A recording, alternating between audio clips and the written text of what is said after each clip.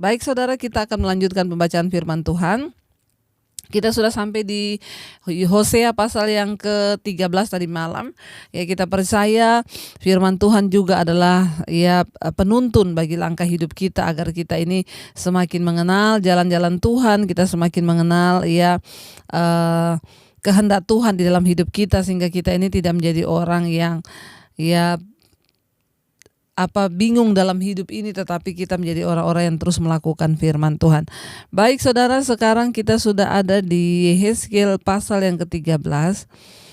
Ayat di malam kita sudah sampai ayat yang ke-7 ya. Ayat yang ke-6 tadi malam. Ketika mereka makan rumput, maka mereka kenyang. Setelah mereka kenyang, maka hati mereka meninggi. Ya, itulah sebabnya mereka melupakan aku, kata Tuhan. Ayat yang ke-7 sekarang. Jadi bangsa ini ya ketika mereka makan jadi kenyang, lalu mereka mulai sombong dan melupakan Tuhan. Banyak orang yang seperti itu ya, ketika diberkati lupa dengan Tuhan ya. Tapi kita tidak seperti itu. Kita mau terus menyembah Tuhan ya, mengingat bahwa Dia Allah yang terus menyertai kita ya saudara. Di sini dikatakan ayat yang ke-7, maka aku menjadi seperti singa bagi mereka. Seperti macan tutul aku mengintip-ngintip di pinggir jalan, kata Tuhan ya. Karena mereka itu sudah tinggi hati dan sombong ya. Ayat yang ke-8, aku mau mendatangi mereka seperti beruang yang kehilangan anak. Aku mau mengoyakkan dada mereka. Di sana aku memakan mereka seperti singa, binatang liar di padang akan merobek mereka. Saudara, jadi Tuhan tuh berkata Dia seperti beruang yang kehilangan anak ya. Aku mau mengoyakkan dada mereka, kata Tuhan. Artinya apa? Ya, betapa rindu beruang kehilangan anak itu saudara, ya kebingungan mencari-cari ke sana kemari. Tuhan itu sudah seperti itu, mencari bangsa ini untuk kembali. Seringkali dalam hidup kita ini kita itu ya lupa, bahkan kita ini sengaja tidak mau mendengarkan Tuhan, padahal Tuhan itu sudah seperti beruang yang kehilangan anak. Artinya apa? Tuhan sampai kebingungan mau mengoyakkan dada mereka, menjamah mereka untuk mereka bertobat kembali pada Tuhan, tapi sungguh tidak bisa karena bangsa ini begitu keras kepala dan hatinya menjauh dari Tuhan. Saudara, ya percayalah, ketika hari ini engkau sedang jatuh dalam dosa, engkau sedang terperangkap di dalam dosa, percayalah Tuhan itu sangat-sangat merindukan kita untuk kembali kepada Dia. Bahkan seperti katanya di sini, beruang yang kehilangan anak. Waktu kita jauh dari Tuhan itu akan menjadi sebuah Tuhan itu hatinya itu bersedih waktu kita ini jauh dari Dia dan melakukan dosa.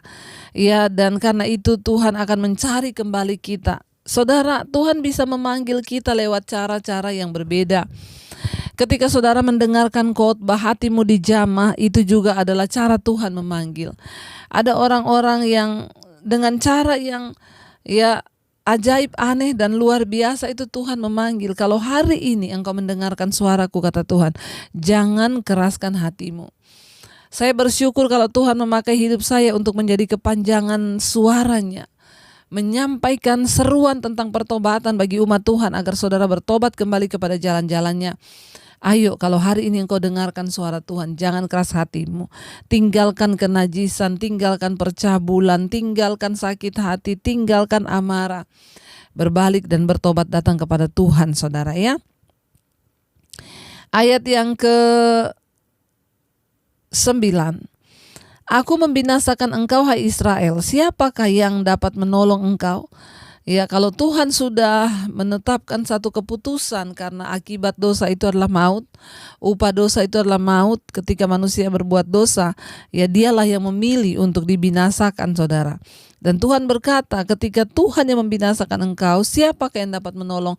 Jangan sampai hari Tuhan itu, murka Tuhan itu turun atas hidup kita.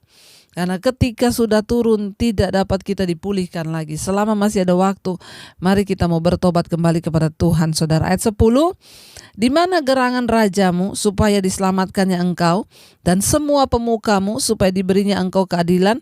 Hai engkau yang berkata, berilah kepadaku seorang raja dan pemuka-pemuka. Mengapa Tuhan menyinggung di mana rajamu? Karena bangsa ini mengangkat raja tanpa bertanya kepada Tuhan lagi. Ya, Israel dulu adalah negara teokratis, saudara. Artinya apa? Negara yang kepemimpinannya itu dipimpin oleh Tuhan sendiri.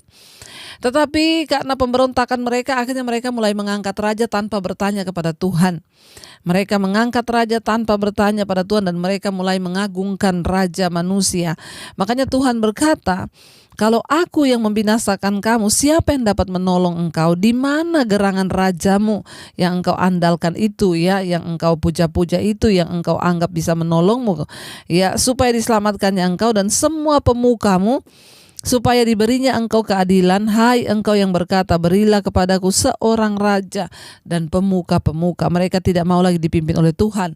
Mereka mau ada raja, saudara, atas mereka. Ayat yang ke-11, aku memberikan engkau seorang raja dalam murkaku dan mengambilnya dalam gemasku. Akhirnya Tuhan mengikuti apa yang mereka mau, diberi raja, karena mereka sudah tidak percaya lagi dengan kepemimpinan Allah di atas bangsa itu. Tuhan bilang, aku memberikan raja kepadamu dalam murkaku dan mengambilnya dalam gemasku, ya. Jadi Tuhan itu tidak berkenan karena mereka tidak mau lagi dipimpin oleh Allah sendiri. Mereka meminta raja yang dapat mereka anggap sebagai orang yang dapat menuntun mereka. Ayat yang ke-12, kesalahan Efraim dibungkus, dosanya disimpan. Ayat 13, sakit beranak mendahului kelahiran, tetapi ia adalah seorang anak yang tidak bijaksana, sebab tidak pada waktunya ia bergerak. Bila waktunya tiba, ia tidak mau keluar dari kandungan ibu. Ya, aduh saudara, tidak ada yang lebih menyakitkan daripada orang ibu yang hamil terus anaknya nggak mau keluar-keluar. Itu sakitnya minta ampun. Saya yakin ibu-ibu yang pernah melahirkan normal, saya pun pernah, saya melahirkan normal, saudara. Ya, dan merasakan orang wanita yang melahirkan normal, puji Tuhan saya tidak pernah dioperasi karena semuanya melahirkan normal. Waktu kita mengalami sakit perut itu kan harapan kita apa? Biar bayi ini segera keluar. Tapi Tuhan bilang, saudara, keadaan bangsa ini akan seperti orang yang sakit bersalin, tetapi anaknya itu tidak mau keluar. Pada waktu belum waktunya tiba dia keluar, dia bergerak-gerak. Tetapi ketika waktunya dia lahir, dia tidak mau keluar dari kandungan ibu. Waduh, itu sangat menyiksa sakitnya. Bayangkan, sudah waktu belum waktunya, dia bergerak-gerak bikin sakit perut. Tapi ketika sudah waktunya, dia malah diam gak mau keluar. Jadi sakit perutnya itu semakin bertambah. Demikianlah keadaan mereka, kata Tuhan. Akan kukebaskankah mereka dari kuasa dunia orang mati? Akan kukebaskankah mereka daripada maut, kata Tuhan. Maaf saudara, iya benar ya. Jadi Tuhan bilang, ya, akan kukebaskankah mereka daripada maut, ya.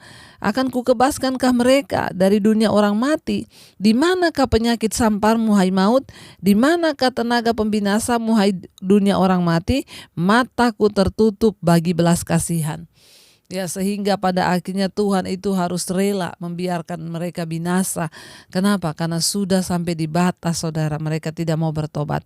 Ya, ayat yang ke-15, sekalipun ia tumbuh subur di antara rumput-rumput, maka angin timur, angin Tuhan akan datang bertiup dari padang gurun, mengeringkan sumber-sumbernya dan merusakkan mata-mata airnya, dirampasnya harta benda, segala barang yang indah-indah. Saudara, ya, kita melihat, saudara, ketika Tuhan itu murka, maka sudah tidak ada kesempatan lagi. Mari, ketika Tuhan masih beri kita ini waktu, biarlah kita sungguh-sungguh, ya, hidup berkenan pada Tuhan, mengejar, ya, apa yang Tuhan mau, sehingga hidup kita ini boleh semakin hari semakin ada dalam perkenanan Tuhan. Jangan sampai kita mengalami kesakitan seperti orang hamil, sudah waktunya lahir tapi anaknya tidak mau lahir-lahir. Ya, biarlah kita terhindar dari segala hal-hal yang tidak berkenan, sehingga hidup kita ini menyenangkan Tuhan. Mengapa kita harus hidup dalam kebenaran? Bukan untuk kebaikannya Tuhan, karena Alkitab berkata, apabila kita memperkatakan firman, merenungkan firman siang dan malam, dan bertindak hati-hati sesuai dengan firman, maka perjalananmu di dunia ini akan berhasil dan beruntung. Kita hidup benar bukan untuk kepentingan Tuhan. Kita hidup benar bukan Tuhan yang untung. Kenapa kita harus hidup benar? Itu untuk kepentingan kita, supaya hidup kita ini beruntung dan berhasil. Jadi saudara, ya, jangan tunggu lagi untuk bertobat. Mari kalau engkau mendengarkan suara Tuhan hari ini, bertobatlah sehingga hidup kita bisa dibaharui dan kita dapat mengalami rancangan damai sejahtera Tuhan. Ya, jangan keraskan hatimu, tetapi relakan dan bertobatlah supaya kita ini dipimpin oleh Tuhan, senantiasa berjalan di dalam jalan-jalannya. Mari kita